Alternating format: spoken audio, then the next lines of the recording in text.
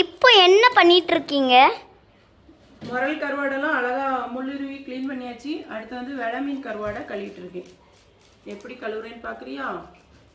First இதில் வந்து கொஞ்சோண்டு செல்லு இருக்கலாம், அதெல்லாம் இப்படி எடுத்துடணும்.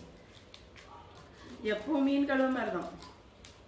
ஆனால் இந்த கருவாடு குழம்பு வைக்கும்போது நம்ம வந்து ரொம்ப இது உப்பு போடக்கூடாது. ஏன்னா உப்பு நிறைய போட்டு காய வைப்பாங்க. அப்புறம் மனுஷன் தின முடியாது. இந்த செல்லு எது செதல் எதுன்னே கன்ஃபியூஷன் ஆகுது மக்களே. இதெல்லாம் வெட்டி எடுத்துடணும் அழகா. கத்திரி வச்சு சூப்பராக வெட்டியாச்சா. அதுக்கப்புறமா நம்ம தேவையான அளவில் வெட்டிட வேண்டியதும். கறிக்கு ரெடி ஆயிரும் கருவாடு. நான் வந்து ரொம்ப குட்டி குட்டியாக வெட்டலை, கொஞ்சம் பெருசு பெருசாக வெட்டி போடி. ஏன்னா இந்த கருவாடெல்லாம் அப்படியே பொடிஞ்சிருது. நம்ம கறியில் போட்டோன்னா கருவாடு எங்கன்னு தேடி கண்டுபிடிக்காம